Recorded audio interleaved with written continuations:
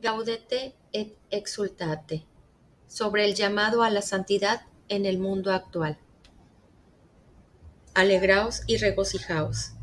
Exhortación apostólica del Santo Padre Francisco. Alegraos y regocijaos. Mateo 5:12. Dice Jesús a los que son perseguidos o humillados por su causa. El Señor lo pide todo, y lo que ofrece es verdadera vida, la felicidad para la cual fuimos creados. Él nos quiere santos y no espera que nos conformemos con una existencia mediocre, aguada, licuada. En realidad, desde las primeras páginas de la Biblia está presente de diversas maneras el llamado a la santidad. Así se lo proponía el Señor a Abraham. Camina en mi presencia y sé perfecto. Génesis 17:1. No es de esperar aquí un tratado sobre la santidad, con tantas definiciones y distinciones que podrían enriquecer este importante tema, o con análisis que podrían hacerse acerca de los medios de santificación. Mi humilde objetivo es hacer resonar una vez más el llamado a la santidad, procurando encarnarlo en el contexto actual, con sus riesgos, desafíos y oportunidades, porque a cada uno de nosotros el Señor nos eligió para que fuésemos santos e irreprochables ante Él por el amor. Efesios 1:4. Capítulo primero. El llamado a la santidad. Los santos que nos alientan y acompañan. En la carta a los Hebreos se mencionan distintos testimonios que nos animan a que corramos con constancia en la carrera que nos toca. Allí se habla de Abraham, de Sara, de Moisés, de Gedeón y de varios más. Y sobre todo, se nos invita a reconocer que tenemos una nube tan ingente de testigos que nos alientan a no detenernos en el camino, nos estimulan a seguir caminando hacia la meta. Y entre ellos puede estar nuestra propia madre, una abuela u otras personas cercanas. Quizás su vida no fue siempre perfecta, pero aún en medio de imperfecciones y caídas, siguieron adelante y agradaron al Señor. Los santos que ya han llegado a la presencia de Dios mantienen con nosotros lazos de amor y comunión. Lo atestigua el libro del Apocalipsis cuando habla de los mártires que interceden. Vi debajo del altar las almas de los degollados por causa de la palabra de Dios y el testimonio que mantenían, y gritaban con voz potente: ¿Hasta cuándo, dueño santo y veraz, vas a estar sin hacer justicia? Podemos decir que estamos rodeados, guiados y conducidos por los amigos de Dios, y no tengo que llevar yo solo lo que en realidad nunca podría soportar yo solo. La muchedumbre de los santos de Dios me protege, me sostiene y me conduce. En los procesos de beatificación y canonización se tienen en cuenta los signos de heroicidad en el ejercicio de las virtudes, la entrega de la vida en el martirio y también los casos en que se haya verificado un ofrecimiento de la propia vida por los demás, sostenido hasta la muerte. Esa ofrenda expresa una imitación ejemplar de Cristo y es digna de la admiración de los fieles. Recordemos, por ejemplo, a la beata María Gabriela Sagedu, que ofreció su vida por la unión de los cristianos. Los santos de la puerta de al lado. No pensemos solo en los ya beatificados o canonizados. El Espíritu Santo derrama santidad por todas partes, en el santo pueblo fiel de Dios, porque fue voluntad de Dios el santificar y salvar a los hombres, no aisladamente, sin conexión alguna de unos con otros, sino constituyendo un pueblo que le confesara en verdad y le sirviera santamente.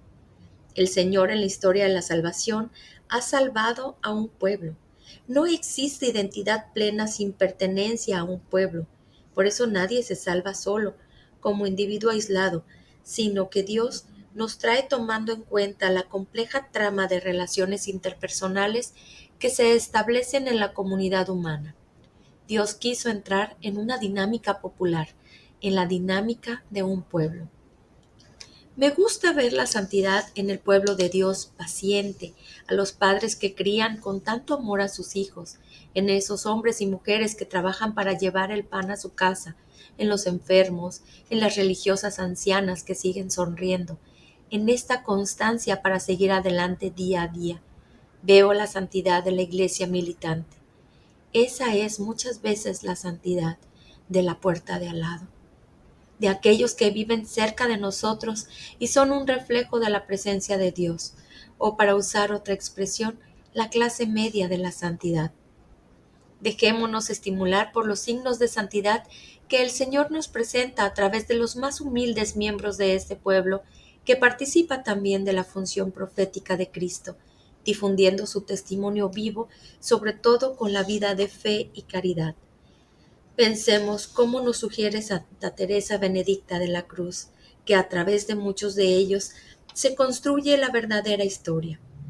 En la noche más oscura surgen los más grandes profetas y los santos. Sin embargo, la corriente vivificante de la vida mística permanece invisible. Seguramente los acontecimientos decisivos de la historia del mundo fueron esencialmente influenciados por almas sobre las cuales nada dicen los libros de historia, y cuáles sean las almas a las que hemos de agradecer los acontecimientos decisivos de nuestra vida personal. Es algo que solo sabremos el día en que todo lo oculto será revelado.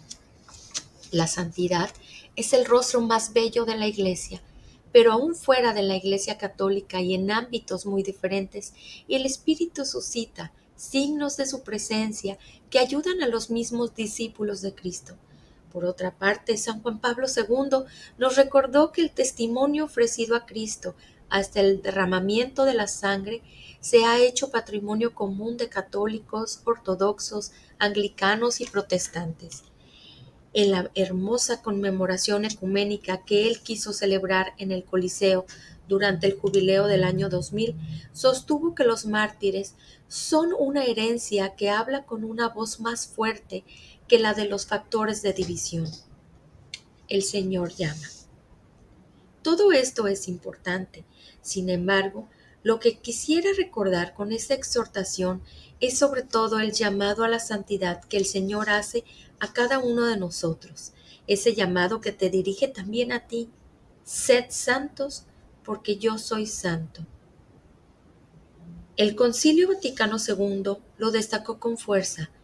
Todos los fieles cristianos de cualquier condición y estado, fortalecidos con tantos y tan poderosos medios de salvación, son llamados por el Señor, cada uno por su camino, a la perfección de aquella santidad con la que es perfecto el mismo Padre. Cada uno por su camino, dice el concilio. Entonces no se trata de desalentarse cuando uno contempla modelos de santidad que le parecen inalcanzables. Hay testimonios que son útiles para estimularnos y motivarnos, pero no para que tratemos de copiarlos, porque eso hasta podría alejarnos del camino único y diferente que el Señor tiene para nosotros. Lo que interesa es que cada creyente discierna su propio camino y saque a la luz lo mejor de sí, aquello tan personalmente que Dios ha puesto en él, y no que se desgaste intentando imitar algo que no ha sido pensado para él. Todos estamos llamados a ser testigos, pero existen muchas formas existenciales de testimonio.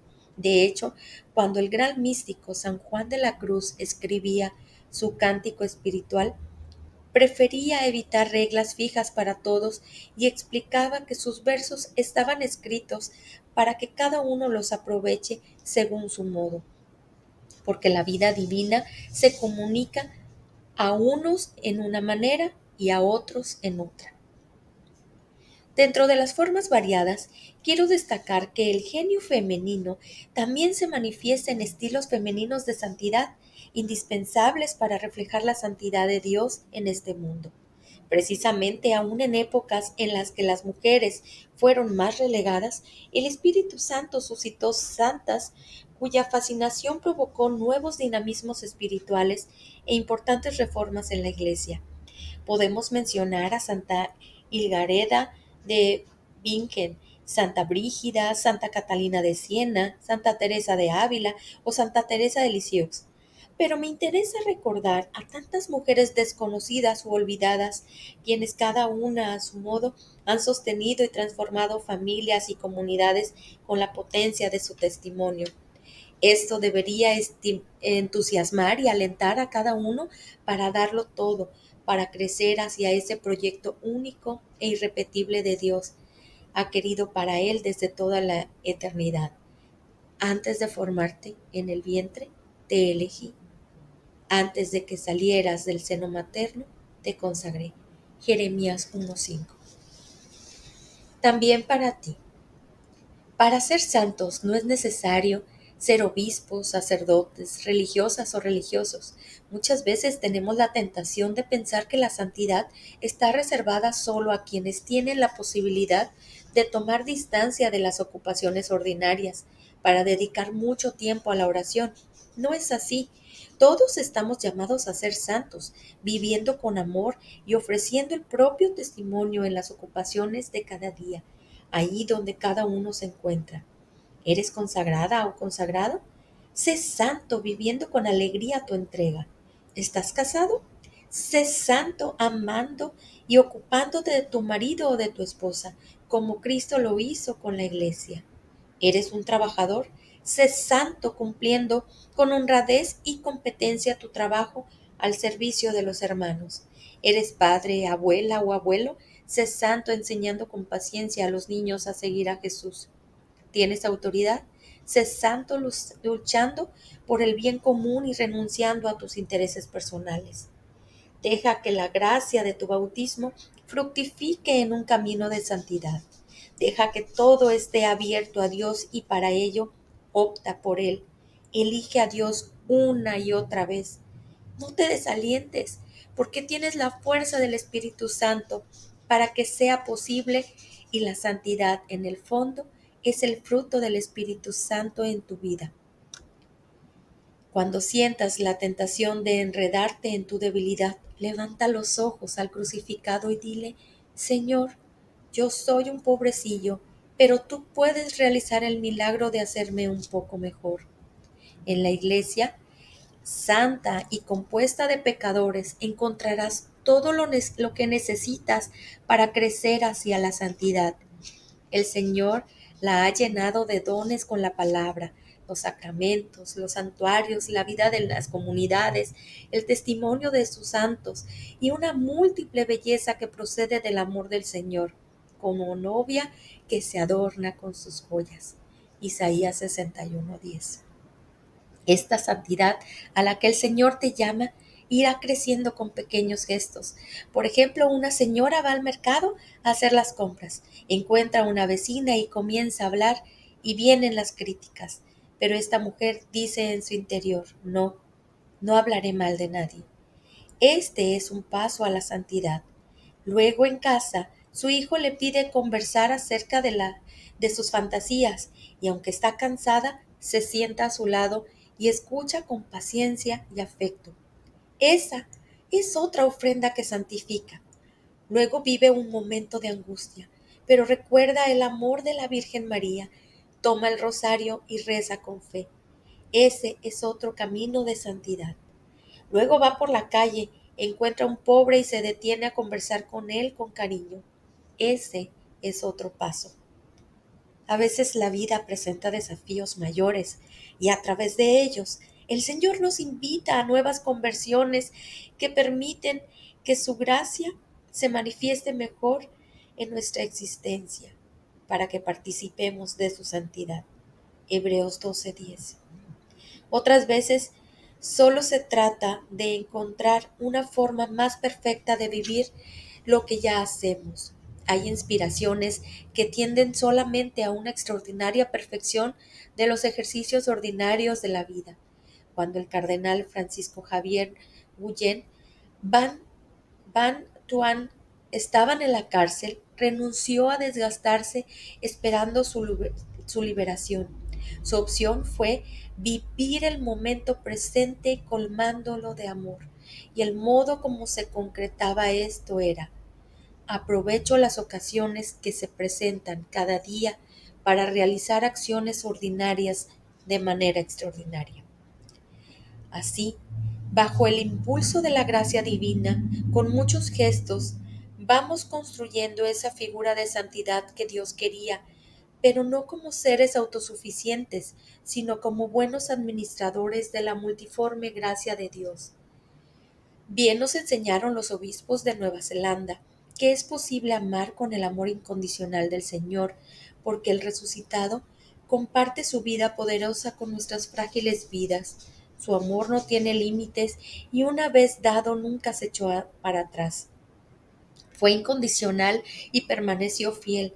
Amar así no es fácil, porque muchas veces somos tan débiles, pero precisamente para tratar de amar como Cristo nos amó, Cristo comparte su propia vida resucitada con nosotros. De esta manera, nuestras vidas demuestran su poder en acción, incluso en medio de la debilidad humana.